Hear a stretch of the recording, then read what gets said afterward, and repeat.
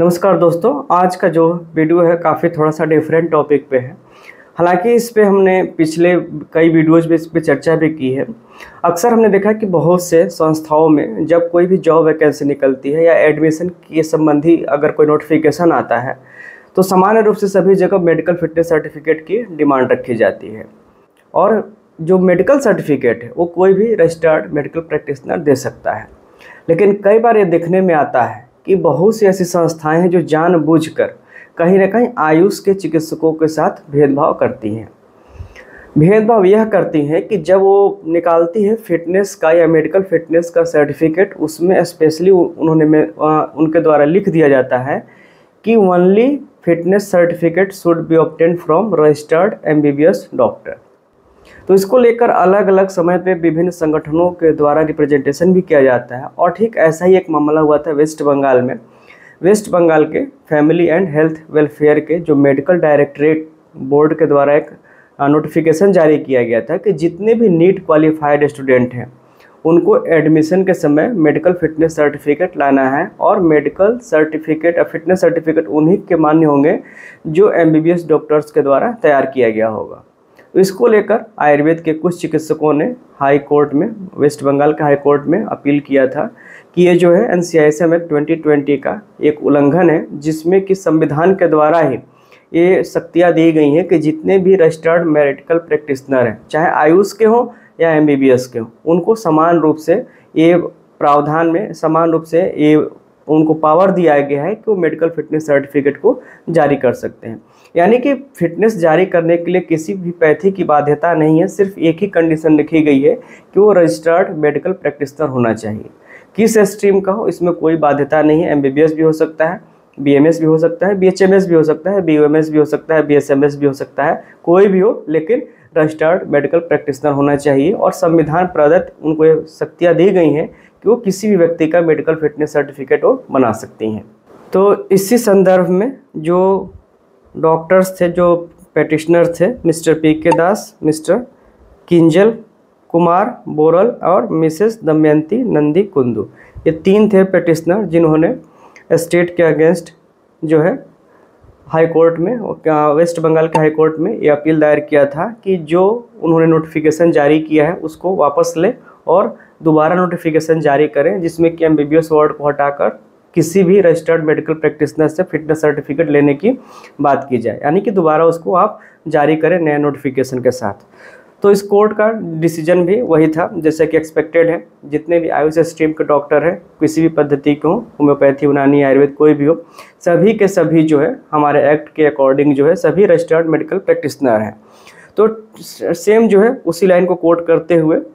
यहाँ पे जो डिसीजन दिया गया था, after hearing learned counsel it appears that the practitioners are already protected by the Paschim Banga Ayurveda system of medicine act, where under section 35B entails that a registered Ayurvedic practitioner shall be entitled to grant a medical or physical fitness certificate required by any law or rule to be signed or authenticated by a duly qualified medical practitioner or medical officer।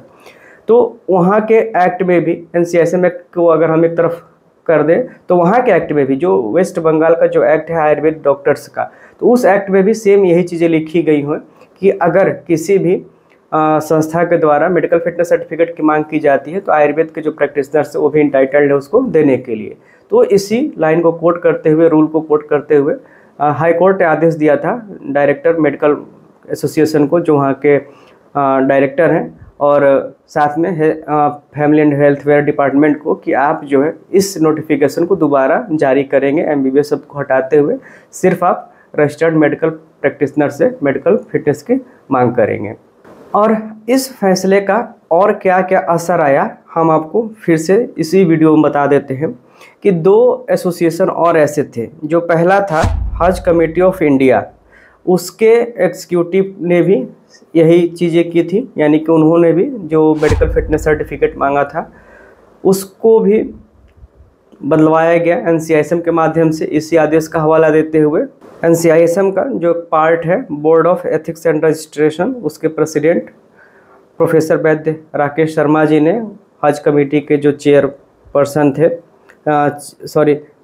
हज committee के जो chief executive officer यानी CEO थे, उनको भी लिखा कि आप पूरे नोटिफिकेशन को चेंज करेंगे और आप कोई भी रजिस्टर्ड मेडिकल प्रैक्टिशनर्स के द्वारा हुआ मेडिकल सर्टिफिकेट आप जो है मान्य करेंगे, यानी कि आप उसको एक्सेप्ट करेंगे। और जो दूसरा एसोसिएशन था, chairman railway board and chief executive officer ministry of railway, यहाँ भी वही गलती हुई थी। इन्होंने भी जो अपने नोटिफिकेशन में मांगा था कि सिर्फ MBBS डॉक्टर के द्वारा ही जारी किया गया फिटनेस सर्टिफिकेट मांगेंगे, तो इनको भी प्रोफेसर राकेश शर्मा के द्वारा नोटिस इशू किया गया चेयरमैन रेलवे बोर्ड और चीफ एग्जीक्यूटिव ऑफिसर को कि आप जो है पुराने नोटिफिकेशन को वापस लेंगे और आप फिर से आप नया नोटिफिकेशन जारी करेंगे कि किसी भी रजिस्टर्ड मेडिकल प्रैक्टिशनर के द्वारा जारी किया गया सर्टिफिकेट आप एक्सेप्ट करेंगे। और अगर आप नहीं करते हैं तो आप सीधे सीधे जो संविधान के अंतर्गत जो एक्ट है NCISM एक्ट 2020 आप उसका जो है उल्लंघन करेंगे। तो कृपया आप पुराने सभी नोटिफिकेशन को कैंसिल करते हुए नया नोटिफिकेशन जारी करें कि किसी भी भर्ती के लिए या एडमिशन के लिए या नियुक्ति के लिए किसी भी रजिस्टर्ड मेडिकल प्रैक्टिशनर के द्वारा मेडिकल सर्टिफिकेट फिटनेस सर्टिफिकेट अगर जारी किया जाता है तो आप उसे एक्सेप्ट करेंगे, न कि केवल MBBS चिकित्सकों के द्वारा। तो ये था वीडियो जिसमें कि बहुत सारी चीज़ें हुई, बहुत लंबे लंबे डिसीजंस लिए गए और NCISM जो कि अब बहुत ही प्रभावी तरीके से अपना काम कर रहा है और हर समस्या को कोशिश यही कर रहा है कि जल्द से जल्द दूर कर लिया जाए। और हमने देखा है पिछले कई सालों में जब से नए NCISM का गठन हुआ है तब से आयुर्वेद चिकित्सकों के अधिकारों के प्रति और सम्मान के प्रति इनका जो प्रयास है तारीफ़ के काबिल है, क्योंकि अगर कहीं भी कोई दिक्कत आती है तो जो भी यहाँ के मेंबर्स हैं या प्रेसिडेंट है वो आगे बढ़ के सम्मान की रक्षा के लिए, हितों की रक्षा के लिए काम बहुत शीघ्रता से कर रहे हैं।